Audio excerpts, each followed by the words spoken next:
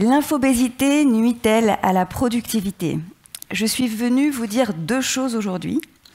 La première chose, c'est que l'infobésité ou la surcharge infocommunicationnelle consomme une chose essentielle. Elle consomme votre capacité attentionnelle. La rareté au XXIe siècle, c'est pas l'information disponible, elle est partout. C'est la capacité à la réutiliser et à la réemployer. Et donc le super focus, le super pourvoir du XXIe siècle, c'est simplement la capacité à se concentrer. La seconde chose que je suis venue vous dire, c'est que l'enjeu pour les 10 prochaines années, pour les organisations, c'est le fait de structurer leur activité infocommunicationnelle.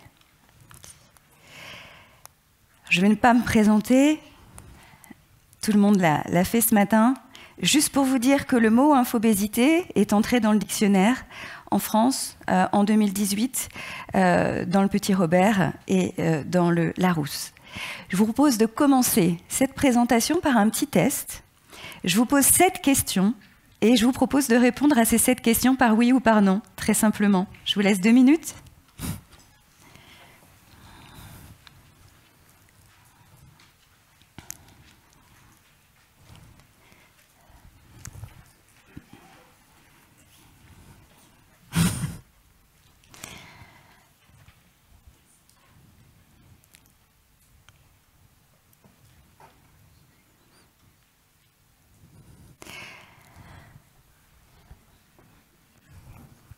J'entends des sourires, j'entends des oui. Qui a répondu oui à tout? Qui a répondu oui à au moins 3 questions? Qui a répondu non à tout? Non, Théo, vous comptez pour du beurre.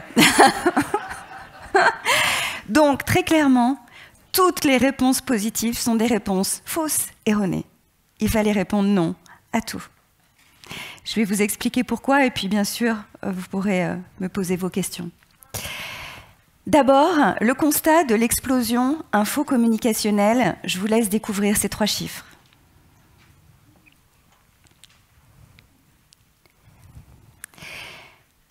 L'explosion infocommunicationnelle n'est pas un épiphénomène, c'est une réalité aujourd'hui. C'est une telle réalité, c'est une réalité qui implique que l'infobésité, dans la manière dont on peut la définir aujourd'hui, c'est le fait de recevoir plus d'informations qu'on ne peut en traiter. D'accord? Donc c'est un problème cognitif. L'infobésité nous place dans un état de confusion mentale, donc dans notre incapacité à réutiliser, à réemployer les informations. Aujourd'hui, on estime que cette infobésité est le cancer silencieux des organisations. Pourquoi?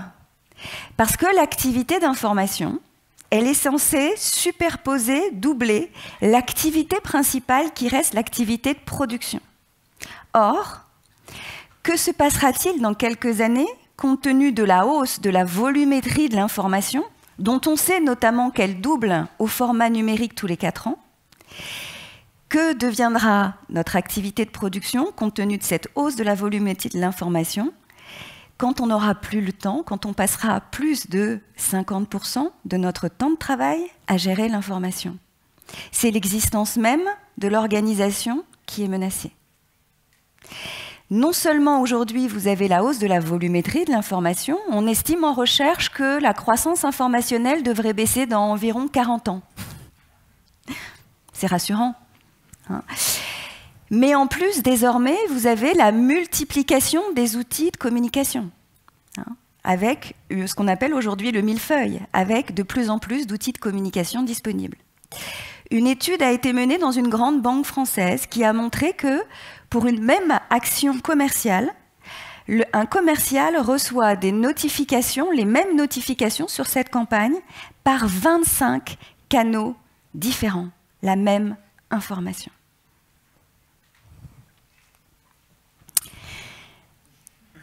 Alors le digital, qu'est-ce que le digital a changé dans notre façon de travailler? Le digital a tout changé, il a changé pour le meilleur et il a changé pour le pire, c'est les deux faces du digital.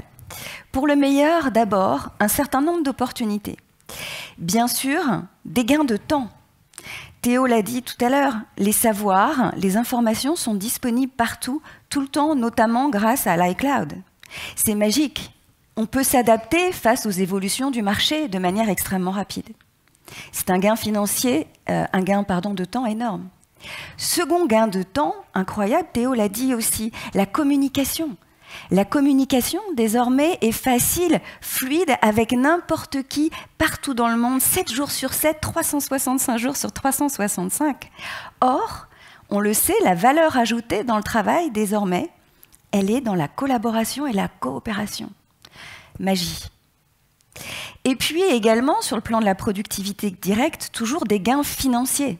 Est-ce que vous connaissez un outil de communication moins cher que l'email qui permet d'envoyer à 500 personnes en même temps la même information tout en gardant une trace de celle-ci? Et puis, sur le plan de la productivité également directe et d'un gain financier, on peut travailler de partout. Les gens peuvent travailler de chez eux, ils peuvent travailler dans des endroits de networking. Les entreprises, désormais, travaillent en flex office. On a moins de place pour les salariés qui peuvent travailler chez eux, ailleurs, dans un café, n'importe où. Ce sont des gains financiers, bien sûr, pour les organisations. Et puis, sur le plan de la productivité indirecte, cette fois-ci, ce sont des opportunités aussi. Les salariés le disent aujourd'hui. C'est une qualité de vie, le digital. Pourquoi ? Parce que ça apporte de la liberté, de l'autonomie dans le travail, de la flexibilité, et que celle-ci est particulièrement recherchée par tous, et en particulier par les jeunes. Je peux travailler quand je veux, d'où je veux. Donc tout ça, c'est bien évidemment des gains tout à fait importants. Mais le travail à l'ère du digital, c'est aussi beaucoup de risques. Et d'ailleurs, Chad l'a montré, la productivité décélère depuis une vingtaine d'années maintenant. Et donc finalement, tout ce qu'on a gagné comme temps avec les technologies, on en perd encore plus. Et finalement, les technologies, le web et ses applications ont alourdi nos vies professionnelles. Comment ? Sur les deux plans de la productivité directe et de la productivité indirecte. D'abord, sur le plan de la productivité directe, le processus décisionnel est lourdement entaché. Pourquoi ? La croissance informationnelle se fait à qualité décroissante. C'est un fait scientifique avéré. Or, on ne peut pas prendre de bonnes décisions sur la base d'une information fausse. Nous dépendons tous de la véracité de l'information pour prendre de bonnes décisions. On pourrait parler pendant des heures des fake news qui se sont développées et qui nous touchent tous. Quand vous faites de la veille informative, comment repérer le bon grain de livret? C'est de plus en plus compliqué. Donc un risque de mauvaise décision par des informations erronées. Second risque qui porte sur le processus décisionnel, c'est un risque de saturation. On sait qu'il existe un nombre optimal d'informations à obtenir avant de prendre une décision. Si on va au-delà, la qualité de la décision se dégrade. Or, qu'est-ce qu'on observe? Ce qu'on observe, c'est que les managers cherchent à s'entourer d'un maximum d'informations avant de prendre une décision. Et qu'en plus, compte tenu de l'incertitude et compte tenu des évolutions constantes, eh bien, ils attendent jusqu'au dernier moment pour prendre la décision. Et donc, qu'est-ce qui se passe? On a une dégradation du processus décisionnel quand on n'a pas une paralysie du processus décisionnel. Et de toute façon, une bonne décision prise trop tardivement, c'est quoi? Une mauvaise décision, bien évidemment, parce qu'elle est simplement prise trop tard. Donc des risques sur le processus décisionnel qui sont autant de risques, évidemment, sur la productivité des organisations. Et puis un autre risque très important qui porte sur l'innovation. Théo en a parlé tout à l'heure également. Qu'est-ce qu'on observe? On observe que l'infobésité surstimule notre capacité d'attention réactionnelle, mais qu'elle atrophie notre capacité d'attention endogène nécessaire à la réflexion. Le travail profond, c'est-à-dire le travail sans distraction, qui mobilise notre capacité attentionnelle maximum et qui pousse nos capacités cognitives à leurs limites, ce travail-là crée de la valeur. Or, qu'est-ce qu'on observe? On observe tout simplement que le digital crée des sollicitations perpétuelle, des interactions inutiles, et que cette déperdition, cette dispersion de nos activités était extrêmement préjudiciable à l'innovation, qui est, il faut bien le dire aujourd'hui, pour les pays développés, le pilier de l'économie. Sans innovation, où va-t-on ? Le multitâche, également, pose beaucoup de problèmes par rapport à l'innovation. Le multitâche, il nous donne l'illusion d'être plus productif. Je fais une chose et j'en fais une autre. Mais, on le sait aujourd'hui, seuls 2% de la population active est réellement multitâche. Donc, pour les 98% autres, qu'est-ce qui se passe ? Eh bien, c'est une fatigue. C'est une fatigue, c'est une déperdition d'énergie, c'est des performances qui sont en baisse. Il a même été calculé assez récemment que les pertes cognitives générées par ce multitasking sont pires que les effets du cannabis. Alors, il y a une illustration à cet égard que j'ai trouvée très amusante. Je ne sais pas si vous vous rappelez les Oscars, il y a 2 ans. En 2017, Warren Beatty annonce devant des millions de téléspectateurs lors des Oscars que le film qui a remporté le prix du meilleur film de l'année, c'est La La Land. Vous vous rappelez pas ? Par erreur. C'était une erreur. Vous vous rappelez pas la confusion sur la scène ? Qu'est-ce qui se passe ? Il y a une autre enveloppe, des gens arrivent. Erreur, erreur. Alors pourquoi est-ce qu'il y a eu cette erreur ? Il y a eu cette erreur parce que l'auditeur de PwC, qui était chargé de remettre les enveloppes aux personnes qui venaient présenter effectivement les résultats, s'est trompé d'enveloppe et a remis en fait à Warren Beatty l'enveloppe de la meilleure actrice.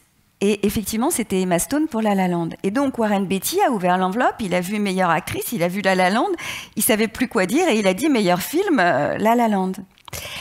Pourquoi est-ce que l'auditeur de PwC s'est trompé ?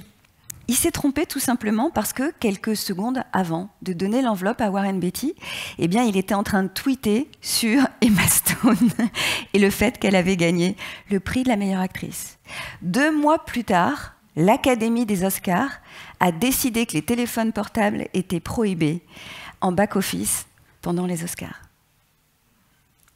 Et nous savons aujourd'hui que nous sommes 26% plus productifs dans le travail sans nos smartphones. Donc des risques, vous le comprenez effectivement, pour l'innovation qui sont tout à fait importants.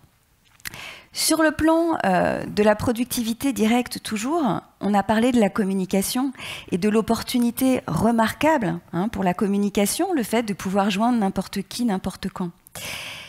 Mais ce qu'on observe, c'est que si les technologies de l'information ont rendu possible la vitesse, la fluidité de communication, elles n'ont absolument pas amélioré la qualité des échanges. Et de quoi est-ce qu'on se rend compte 25 ans après l'installation des technologies ? C'est que les technologies ont dégradé les relations professionnelles entre les personnes qui se connaissent déjà. C'est un fait scientifique avéré. Et ça concerne bien évidemment les collègues dans le travail. Pourquoi ?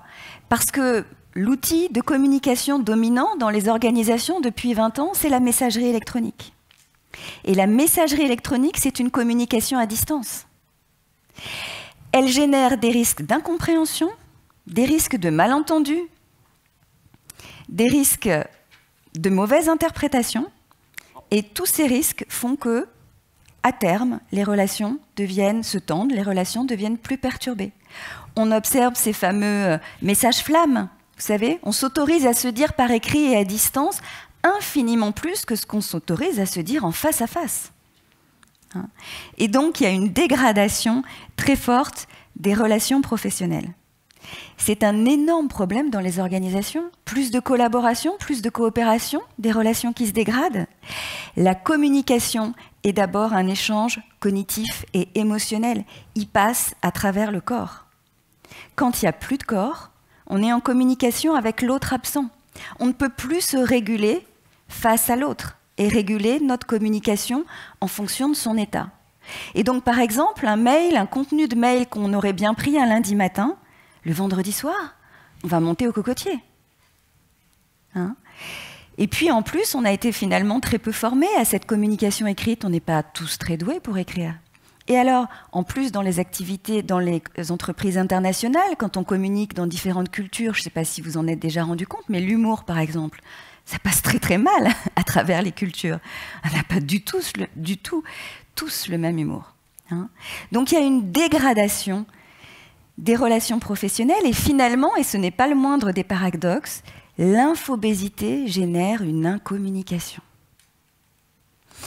Et puis, sur le plan de la productivité indirecte, on observe quoi? On observe qu'on a une dégradation de notre état de santé en lien avec l'infobésité et que cette dégradation de nos états de santé, évidemment, est un problème de productivité à moyen et à long terme. Pourquoi? On expérimente tous le fait, régulièrement, de ne pas réussir à suivre l'ensemble des notifications, l'ensemble des messages, l'ensemble des lectures, l'ensemble des sollicitations dont on est l'objet. Et on se dit, est-ce que j'y arriverai ce soir? Si j'y arrive pas ce soir, est-ce que j'y arriverai demain, à la fin de la semaine? Ça génère un sentiment de frustration, un sentiment d'incapacité à suivre, un sentiment de découragement. Et on sent bien sûr que cette incapacité à suivre peut nous nuire. Hein? On n'est plus pro-réactif, on n'y arrive plus. Comment est-ce qu'on va faire?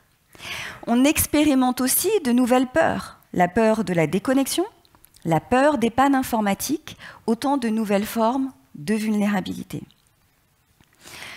Tous ces risques, bien sûr, viennent perturber et en fait nous empêcher de nous réguler par rapport à la pression du travail. Tout ça génère un stress qui est effectivement de plus en plus fort. Le cabinet Technologia en France estime que 11% de la population active est en risque élevé de burn-out. Deuxième risque sur le plan de la santé, le travail en débordement. Vous savez ce que c'est le travail en débordement, hein? C'est l'extension de disponibilité, c'est le fait de travailler le soir, pendant les week-ends ou pendant les vacances. Le travail en débordement, il nous empêche de nous récupérer physiquement et psychiquement. Et du coup, les temps de récupération sont de plus en plus réduits et du coup, qu'est-ce que ça génère? Ça génère une fatigue excessive, mais ça génère aussi une moindre empathie envers les autres. Ça génère un moindre contrôle émotionnel. Ça génère également des risques de relations plus tendues. Un contrôle émotionnel moins fort, des relations, une tolérance aux autres qui est beaucoup moins importante. On parle beaucoup depuis ce matin d'attention dans le sens capacité attentionnelle, mais je voudrais attirer votre attention sur l'attention aux autres. Dans le mot attention, il n'y a pas seulement l'attention intellectuelle, il y a l'attention aux autres. Les interruptions perpétuelles nous empêchent d'être attentifs à l'autre. C'est un risque énorme. On sait que quand on travaille plus de 11 heures d'affilée par jour, c'est prouvé aujourd'hui, on augmente de 67% le risque de maladie cardiaque. Donc les risques pour la santé sont réellement avérés aujourd'hui. Et l'information est particulièrement anxiogène. Plus vous passez de temps sur vos mails, et plus vous êtes stressé. Donc on est face au blurring. Le blurring, c'est quoi? C'est l'effacement des frontières entre la vie personnelle et la vie professionnelle. Les technologies ont fait exploser nos principaux repères de vie, à savoir les unités de temps et de lieu pour le travail. On travaille depuis n'importe où, à la maison, à la plage. Il paraît qu'il y a même des sociétés qui ont inventé des maillots de bain où vous pouvez ranger votre téléphone si ce n'est pas le dernier et que donc il ne peut pas aller sous l'eau. J'ai encore jamais vu ça, mais il paraît que ça existe. On travaille de partout, dans les tiers-lieux, dans les espaces de networking, on travaille dans les transports. Certains constructeurs automobiles ont même développé des lecteurs de mails pendant que vous conduisez. Vous pouvez écouter vos mails et vous pouvez y répondre. Voilà, donc les repères de lieu et puis les repères également de temps. On travaille n'importe quand. Et donc, nous sommes dans une situation de blurring. Et du coup, la régulation du travail est de plus en plus compliquée et les managers en particulier sont de plus en plus anxieux, sont de plus en plus irritables et ont de plus en plus de mal à récupérer. Ce qui a des conséquences évidemment sur l'ensemble des équipes derrière. Alors comment réguler? Quelles solutions est-ce qu'on peut imaginer par rapport à ces différents problèmes? D'abord, bien sûr, protégez votre vie privée. Je ne sais pas si vous le savez, mais les 2/3 des salariés européens aujourd'hui travaillent pendant leur congé. Les 2/3 des salariés européens, je ne vous parle pas des managers. Hein. Et alors, la magie du digital aujourd'hui, c'est quoi? C'est que les gens ne disent plus « je me sens obligé de travailler ». Ah non, pas du tout. Les gens ne disent pas ça, ils disent « je serai moins stressé pour mon retour ». C'est fascinant, c'est extraordinaire. Je serai moins stressée. Alors même que tout le monde sait les effets négatifs de la consultation de ces mails pendant les vacances, notamment sur les relations familiales. Hein? Mais non, on se dit on sera moins stressé. C'est extraordinaire. Je ne peux pas évidemment ne pas vous parler de notre nouvelle exception française. On avait déjà les 35 heures, on avait déjà le petit vin blanc le vendredi, mais maintenant on ne travaille plus le vendredi parce qu'il y a les 35 heures. Et donc, la nouvelle exception française, c'est quoi? C'est le droit à la déconnexion. Hein? Depuis le 1er janvier 2017, nous avons le droit à la déconnexion. Ça a été très largement commenté au niveau international. C'est quoi le droit à la déconnexion? Mais ce n'est pas un nouveau droit, le droit à la déconnexion. C'est juste le droit de ne pas travailler quand on ne travaille pas. Waouh! Je vous le livre, fascinant. Merci, législateurs. Hein? C'est-à-dire pendant nos temps de repos, le soir, le week-end et pendant les vacances. Ce n'est pas un nouveau droit. Maintenant, bravo quand même aux législateurs d'avoir rappelé qu'effectivement, dans le monde du digital, tout simplement, le travail est partout. C'est ce qu'on appelle, vous savez, le AAAA, Always On, Anything, Anywhere, Anytime. Le travail est désormais partout. Donc, on assiste à un renversement des valeurs sans précédent. Et désormais, ce qu'il faut circonscrire, c'est notre vie personnelle. Il faut reconstruire des barrières pour protéger chacun nos vies personnelles, puisque le travail est potentiellement partout. Alors, il y a des initiatives nombreuses, variées. Alors, Bill Gates, lui, qu'est-ce qu'il fait? Il fait une Think Week annuelle. J'adore. Il va dans un chalet. Évidemment, il est très fort. Hein. Pas d'ordinateur, pas de téléphone, juste du papier, un crayon. Waouh! Une sorte de rêve, tout seul, hein, bien sûr. Un peu plus proche de nous, un peu plus pragmatique, un peu plus concret, Arianna Huffington, la cofondatrice du Huffington Post, qui a raconté publiquement avoir fait un burn-out assez important il y a quelques années. Qu'est-ce qu'elle a décidé? Elle a décidé qu'elle ne lirait plus ses mails 1h30 avant d'aller se coucher, 1h30 après son lever, et jamais quand elle était avec ses enfants. Je vous le livre, à chacun de recréer ses frontières, à chacun de circonscrire désormais sa vie privée en fonction, effectivement, aussi de ses enjeux, de l'âge de ses enfants, de sa vie familiale, de sa vie sociale. L'autodiscipline est le maître mot. Mais je voudrais rebondir, comme j'interviens en dernier, c'est plus facile, je voudrais rebondir sur ce qu'a dit Théo tout à l'heure. Théo a dit l'infobésité, c'est un problème individuel, à chacun de le régler. Je ne suis pas d'accord. Je vais vous expliquer pourquoi. Sur le plan individuel, oui. En tant que citoyen, si vous passez vos journées à regarder BFM TV, par exemple, je peux vous assurer aujourd'hui que non seulement vous allez être mal informé, mais ensuite que vous allez être très très stressé, et de plus en plus stressé, et enfin que vous allez devenir extrêmement stupide. Hein, je crois que ça, globalement, on est à peu près tous d'accord. Mais dans la vie professionnelle, on n'a pas le choix. Ne pas répondre à ses collègues, c'est quand même très compliqué. Ne pas répondre à son manager, très très risqué. Ne pas répondre à ses clients, un blasphème. Hein. Donc de fait, on a une interdiction de ne pas répondre. Et donc ça nous amène aussi à une autre solution dont je vais vous parler, c'est que les seules solutions opérantes, elles ne sont pas individuelles, elles sont bien évidemment collectives et organisationnelles. avec un préalable qui est effectivement un changement culturel. Les organisations sont dans une ambivalence forte aujourd'hui. Les organisations, elles disent « on veut de la qualité ». Bien sûr, on veut de la qualité du travail fini. Elles disent on promeut la qualité de vie au travail. On ouvre des crèches, on a des concierges, on a 12 restaurants. Récemment, je suis allée au Conseil régional d'Île-de-France. Vous savez ce qu'ils ont dans leur cantine, dans leur restaurant? Au milieu des tables, il y a des prises pour brancher les ordinateurs. Je vous assure, ils ont des prises pour que tout le monde puisse recharger les ordinateurs et les smartphones. C'est incroyable sur le plan de la convivialité. Je trouve ça extrêmement inquiétant.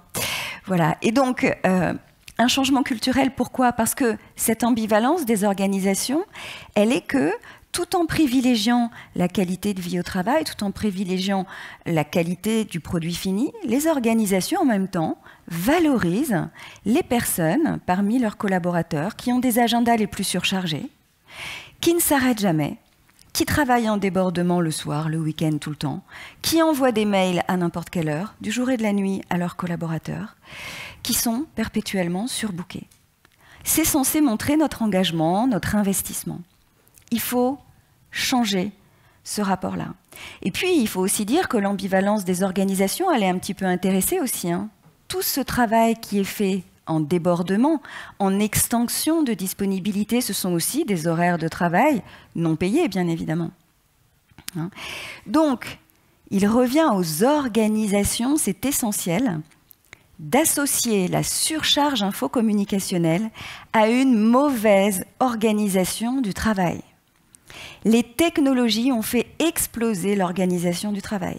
Elles ont fait exploser l'organisation, elles ont fait exploser les hiérarchies. On s'adresse à qui on veut par mail, à son N+12, à son N-12, à l'extérieur, à l'intérieur. Le digital a fait exploser les collectifs. Il faut remettre de l'organisation dans le travail, reposer cette question. Il n'est pas normal aujourd'hui que ce qui soit valorisé, ce qui soit priorisé, c'est l'urgence. Il faut prioriser l'importance. Si vous avez plus de 10% d'urgence dans votre journée de travail, c'est que vous êtes mal organisé. C'est que l'organisation est mal organisée. C'est qu'il faut se reposer cette question-là, il faut la poser sur la table.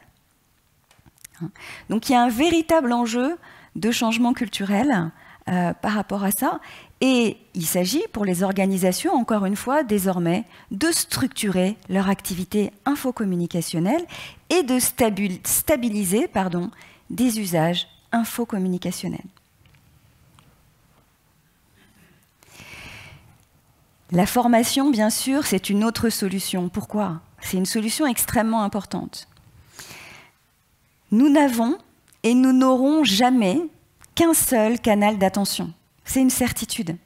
Donc aujourd'hui, la rupture technologique, elle n'est plus entre ceux qui ont Internet, ceux qui ne l'ont pas, elle est entre ceux qui savent s'en servir et ceux qui ne savent pas s'en servir. Et on sait que notre sentiment d'efficacité au travail est corrélé à notre sentiment de maîtrise des outils de communication. Or, en plus, en Europe, on le sait, nous sommes très autodidactes par rapport à l'utilisation des outils. Il y a eu finalement très peu de formation. Et notamment en France, alors même que les outils sont en train de se démultiplier, on appelle ça le millefeuille aujourd'hui, il y a de plus en plus d'outils de communication, et depuis 10 ans, le nombre de formations à ces outils a baissé de 50%. Oups. Donc il s'agit de se former. Il s'agit de se former en mode individuel et en mode collectif, bien sûr, en mode collectif, pour que l'attentisme des uns n'empêche pas les autres effectivement de bien travailler. Alors il y a 4 compétences clés au XXIe siècle. La première compétence clé, c'est savoir hiérarchiser et prioriser. Aujourd'hui, les managers le disent, sur 120 mails qu'ils reçoivent en moyenne par jour, il y en a 5 qui sont importants et urgents. Seulement 5. Il va falloir apprendre à prioriser, hiérarchiser. Deuxième compétence clé, savoir mobiliser l'outil de communication en fonction de la situation. C'est ce qu'on appelle le média mix. C'est pas parce que vous recevez un mail qu'il faut répondre par mail. On le sait bien. Si vous voyez que le sujet est sensible, si vous voyez que le sujet demande un échange, une négociation avec quelqu'un, il va falloir mobiliser un autre outil de communication. Or, aujourd'hui, et malheureusement, la plupart des gens communiquent par mail. On se cache aussi beaucoup derrière les mails. Il y a même des organisations où on ne répond plus au téléphone. C'est une façon d'être encore plus absent à l'autre. C'est de plus en plus fréquent, malheureusement. Donc le média mix, c'est quelque chose de très important. Et le challenge des organisations aujourd'hui, c'est pas seulement le mail, c'est l'utilisation combinée de l'ensemble de tous les outils de communication. Alors il y a une règle essentielle, je vous la livre. Le problème, c'est pas dans la multiplication des outils de communication disponibles. Le problème, c'est la solution, pardon, c'est un outil, une fonctionnalité. Et ça marche. Slack, c'est un outil génial s'il est bien utilisé. Skype, c'est extraordinaire. La messagerie électronique, c'est super, c'est une communication asynchrone. Je suis beaucoup plus critique sur la messagerie instantanée, évidemment. Les SMS, c'est extrêmement intrusif, il faut les limiter. Mais encore une fois, quand on a un outil, une fonctionnalité, ça marche très bien. Troisième compétence clé. Apprendre à moduler son attention et éviter la dispersion des activités, la procrastination et le multitasking. Évidemment. Encore une fois, dans une économie de savoir dans laquelle nous sommes au XXIe siècle, où 80% de notre économie est une économie de service, la capacité à se concentrer, c'est le nouveau QI. Il faut le protéger.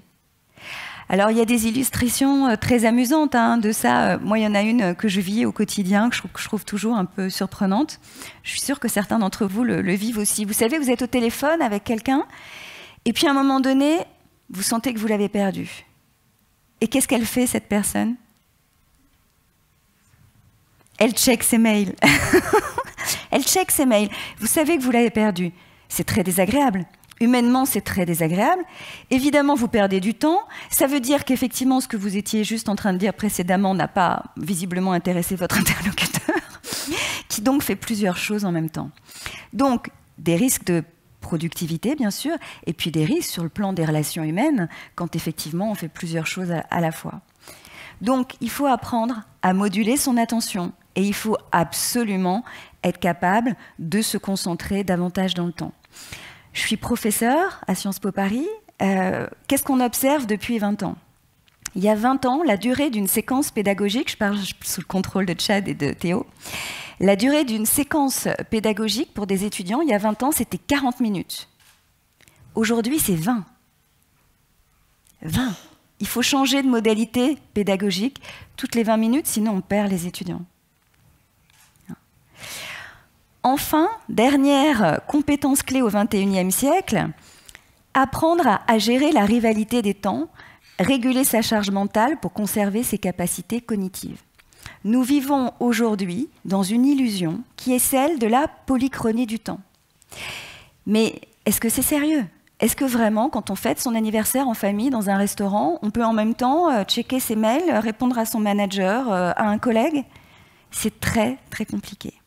Alors, régulièrement, j'ai des managers qui me disent « Mais moi, madame, je suis quand même un bon élève. En fait, je ne réponds pas. Je regarde, mais je ne réponds pas. » La charge cognitive du travail commence dès la consultation. Et vous le savez bien, un mail peut nous foirer, excusez-moi, une soirée. Un mail peut nous gâcher une soirée parce qu'on va se dire « C'est pas possible que je reçoive ça. » Et du coup, derrière, nos vies privées sont effectivement acceptées, notre charge cognitive mentale va être de plus en plus forte, notre stress va monter, et effectivement, on va commencer la journée du lendemain plus énervé, plus fatigué, avec tous les risques qu'on a, notamment quand on est un manager d'équipe. Autre solution, bien sûr, il s'agit de négocier collectivement des règles d'usage. Je vous l'ai dit, les solutions individuelles, elles sont globalement inopérantes. Pourquoi? Parce qu'on sait que les salariés, ce qu'ils font, c'est qu'ils calent leurs pratiques sur celles de leur manager. Si vous avez un manager qui, effectivement, ne vous écrit pas le soir, yalla, très bonne nouvelle pour vous, je me réjouis. Si vous avez un manager qui aime vous écrire à n'importe quelle heure du jour et de la nuit, qu'est-ce que vous allez faire? Vous allez lui répondre, évidemment. C'est comme ça que ça se passe concrètement. J'ai rencontré il y a quelques années le directeur, le président, pardon, de l'université de Nantes, qui m'avait invité à faire une conférence, et il m'a accueilli en disant j'avoue, j'envoie des mails à mes collaborateurs le week-end, parce qu'il ne s'arrête jamais, il a une mission politique aussi évidemment.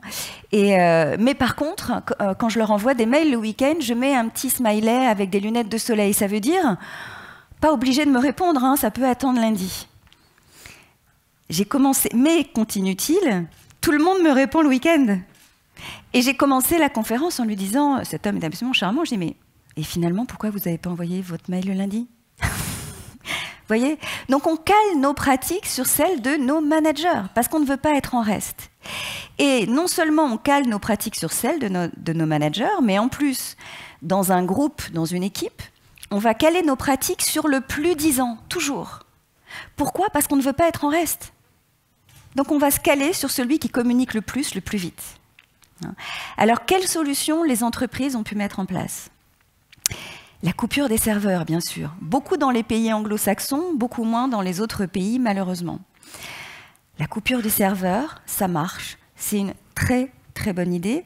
Malheureusement, les cadres dans les pays européens, et notamment en France, n'en veulent pas. Qu'est-ce qu'ils disent, les cadres? Ils disent, on veut de la flexibilité, on veut pouvoir travailler quand on veut, à l'heure qu'on veut, etc.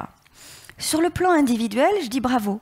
Vous voulez travailler à 5 heures du matin et rentrer pas trop tard, par exemple, pour vous occuper de votre famille, super.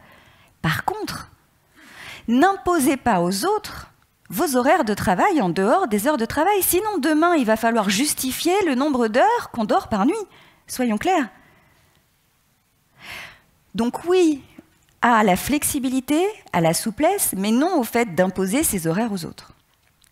Je trouve que c'est un véritable problème culturel aujourd'hui de refuser la coupure des serveurs, qui est pourtant une solution, à mon avis, très intéressante et qui correspond clairement à 80% des entreprises dans lesquelles j'interviens. D'autres solutions, les périodes de quiet time. Je ne sais pas si vous connaissez, ça a été initié par l'APEC il y a 10 ans, ça s'est appliqué chez Pôle emploi, ça s'applique chez Orange également. Qu'est-ce que c'est le quiet time? C'est le fait entre 10h et midi et entre 16h et 18h de se déclarer en mode déconnecté. C'est-à-dire, tout le monde sait, vous n'êtes pas disponible, ni pour le téléphone, ni pour le mail, etc. Ça permet de s'attacher à des tâches de fond, et de travailler sur des tâches de fond pendant ces périodes de travail déconnecté. Alors mon conseil pour que ça marche vraiment, c'est que bien évidemment, il faut le faire sur le mode numérique, mais aussi sur le mode physique. Vous savez, le post-it sur le bureau, sur la porte de votre bureau. Indisponible, 10h, 12h. Voilà. Ça permet effectivement de traiter les tâches de fond. Les résultats sont intéressants par rapport à ce quiet time. D'autres solutions. Certaines organisations sont allées assez loin. Un cabinet d'audit américain à Paris a décidé de couper l'électricité à 20h pour être sûr que tout le monde s'en va. Et le parking, il est bloqué, vous ne pouvez plus sortir votre voiture au-delà de 20h, les ordinateurs sont en rade. C'est un moyen pour s'assurer que tout le monde s'en va. D'autres choses intéressantes qui ont été mises en place, notamment pour les congés. Pour les congés, Daimler Holiday, un constructeur allemand, en 2014, a mis quelque chose en place de très intéressant, je trouve. C'est leur opération Mail on Holiday. Qu'est-ce qui se passe? Concrètement, c'était une démarche optionnelle. Vous partez en vacances, votre interlocuteur vous envoie un mail. Il reçoit un mail de réponse classique. Madame Machin n'est pas là, nous vous prions de vous adresser à une autre personne. Jusque-là, tout est normal. Par contre, ce qui se passe derrière, c'est que quand vous revenez de vacances, tous les mails qui ont été reçus pendant votre absence ont été automatiquement détruits. Depuis la sortie de mon ouvrage en 2013, Infobésité, chaque été, entre le 15 et le 30 août, je suis interviewée par des journalistes qui me disent « Madame Infobésité, comment on fait pour traiter les 800 mails qui sont arrivés pendant les vacances ?» Et bien là, tout simplement, vous n'en avez plus. C'est une véritable solution. Un principe de bonne organisation dans le travail, c'est quoi? C'est le principe de subsidiarité. Si vous êtes irremplaçable, c'est que votre organisation fonctionne mal. Donc, je trouve que cette démarche est tout à fait intéressante. Et la recommandation que je fais souvent à mes clients, c'est de dire, pour les mails, alors inutile de vous dire que ça demande un peu de force de conviction, mais je leur dis, quand vous créez une règle pour les départs en vacances, le message, c'est pas juste « je serai absent de telle date à telle date, en mon absence, contactez monsieur ou madame machin », c'est « je suis absent de telle date à telle date, je ne lirai pas votre mail, je vous invite à me le renvoyer à mon retour, ou bien à vous adresser en cas d'urgence à telle ou telle personne ». Et là, on peut enfin partir en vacances. Et c'est un principe de réciprocité, on a tous besoin de vacances, d'accord? Donc, avant les technologies, comment est-ce qu'on fonctionnait? On donnait ses dossiers à d'autres et puis on les reprenait en revenant, on se faisait une bonne réunion le lundi. Pourquoi est-ce qu'on ne peut plus faire la même chose? Dépersonnalisez votre boîte mail. Il faut que vos mails puissent être lus par d'autres. Il n'y a rien de pire dans les organisations que les gens qui disent « il n'y a que moi qui peux comprendre mes mails ». Quand quelqu'un vous dit ça, sachez qu'il est au bord du burn-out. Hein. Il est temps de faire quelque chose. Une autre démarche congé que j'ai trouvée très intéressante, Dropbox en 2016. Dropbox en 2016 a décidé d'accorder des congés illimités à ses salariés. Il n'y a plus de limitation de congés. Qu'est-ce qu'on observe 3 ans après comme résultat? Les salariés n'ont jamais pris autant de vacances et ils n'ont jamais été aussi engagés et aussi fidèles à l'organisation. Ça marche. Chez Dropbox, comme dans d'autres organisations, notamment Asana, qui est une entreprise américaine, ils ont installé aussi les No Meeting Wednesday. Ça se rapproche du Quiet Time. Peu de tribus professionnelles, malheureusement aujourd'hui, partagent des règles sur les usages infocommunicationnels. C'est très préjudiciable. Pourquoi? Parce qu'on se rend compte que les cadres ont un sentiment d'efficacité au travail quand ils partagent ces règles et quand ils les mettent en place et qu'elles sont partagées au niveau de l'organisation. Pour finir, quelques points de repère par rapport au mail, qui est quand même aujourd'hui l'outil de travail dominant. Première règle et premier conseil par rapport aux mails, vous l'avez compris, ne surtout jamais lire vos mails au fil de l'eau, jamais. Mais vous réservez des moments dans la journée pour les lire. Deuxième règle, paramétrez votre boîte mail. Vous vous rappelez, seulement 5 mails importants et urgents. Tous les mails qui arrivent en copie doivent être immédiatement rangés dans une boîte. Vous avez le temps de les lire, tant mieux. Vous n'avez pas le temps de les lire, on s'en fout, c'est pour information. Hein ? Vous avez aussi la possibilité d'identifier vos interlocuteurs les plus importants par une couleur, par exemple. Je ne vous invite pas du tout à le faire avec un son, c'est un cauchemar, mais juste une couleur. Et puis, tous les mois, vous pouvez changer ces interlocuteurs, pas plus de 3, maximum 5, hein, bien sûr, mais ça vous permet de prioriser, hiérarchiser. Autre règle sur les mails, jamais vous perdez de temps à classer, à archiver vos mails. Mais c'est une perte de temps totalement inutile aujourd'hui. Hein. Avec le fil de leur conversation, vous retrouvez tout. Donc surtout, pas de perte de temps par rapport à ça. Autre règle, au-delà de 3 itérations par mail sur un même sujet, changez d'outil de communication. Ne faites pas les mails ping-pong parce que ça dure toute la journée et au final, on est toujours au même point quand on ne s'est pas énervé, évidemment, au fur et à mesure de la journée. Enfin, évitez les mails flammes. Hein. Surtout, interdisez-vous les mails flammes, c'est-à-dire les mails agressifs. Je voudrais finir par vous dire en conclusion que le digital, en fait, il a fait exploser l'organisation du travail. Il faut reposer cette question de l'organisation du travail à l'ère du digital. Bill Gates a dit il y a 10 ans déjà que les entreprises qui réussiraient au XXIe siècle seraient celles qui seraient capables de structurer leur information. Merci de votre attention. Merci.